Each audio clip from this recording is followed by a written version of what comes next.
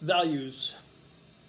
There are both social values and personal values. In this video, we are going to focus on social values. We'll look at personal values in another video. Um, Certainly, teachers can study values related to their course topics in most subjects. And when you look at social values, you're looking at society's guide to right and wrong and what are the best actions to take. So one way to study this is to look at the difference between today and the past. So a now and then approach works well when discussing social issues. So I can give you some examples for different subject areas. For example, in music, the values of the day have determined what topic matter and language can be used in songs. People of 100 years ago would be somewhat shocked at the lyrics of music today. At the same time, patriotic songs are similar in purpose and content then and now. In family studies, in fashion studies, hems and collar differences because of what is or what is not acceptable at the time is visible in the old Victorian society. They would not allow women to show their legs, and collars were high. Contrast this to today, where I suppose practically everything goes. And food under family studies was eaten daily with the family, more so in the old days. Today we're not as tied to that. Fast food eating and watching TV and so on makes eating a little different than it was in the old days. In laws have changed as social norms have changed. It's interesting for students to track down the changes in liquor and smoking and traffic laws and age of majority laws, corporal punishment, capital punishment, and so much more. I have a collection of old Life magazines, and when you look at a simple thing like when did the Surgeon General's warning come about, you look at these magazines and the ads show it was in the very early 70s. So again, then you ask your students, why did this change happen? And you can look at the reason for a lot of changes of laws that way with primary sources. In business studies, you could focus on changes that have happened in the stock market. This includes trading protection laws.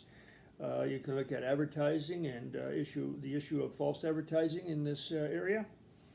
In physical education, in the old days, women were mainly involved in sports like tennis, golf, and softball. In today's society, women are involved in most sports. Not long ago, it was unusual to see a girl, for example, playing minor hockey. So social norms have changed. If you think about the history then of social values and change over the decades, you go back to the early part of the 20th century, and the focus was mainly on authority, adherence to rules, etiquette, propriety, and it was a male-dominated society. One of the older people that I interviewed in my oral history book mentioned that she never saw her father without his shoes on. So formal dress was very important back then. When I started teaching, certainly male teachers were expected to wear a formal shirt and tie and jacket, and you were held to that standard.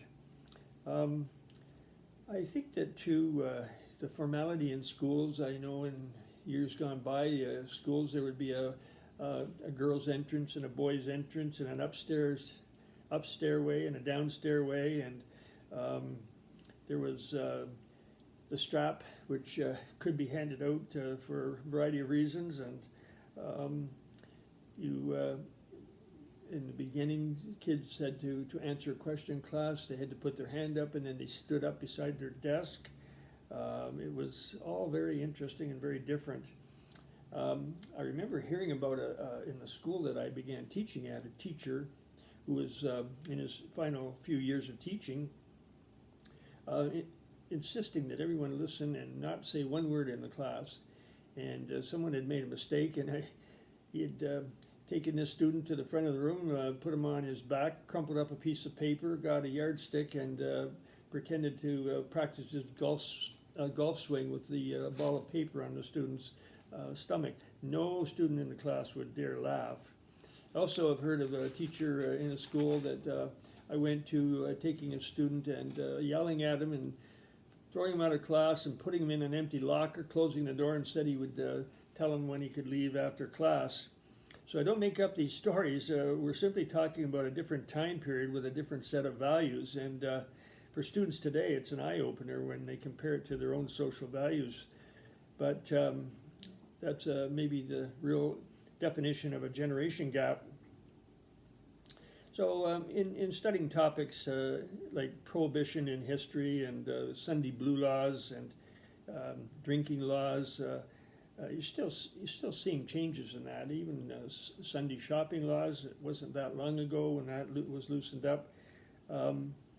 So in your classroom, there are many also controversial issues that you might consider dealing with. You have to be careful in that area because it might conflict with some personal beliefs, which you have to respect.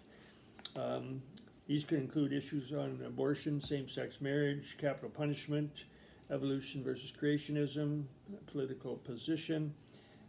So that's all very delicate topic matter that you have to handle with care. And we'll talk later in another video about controversial issues.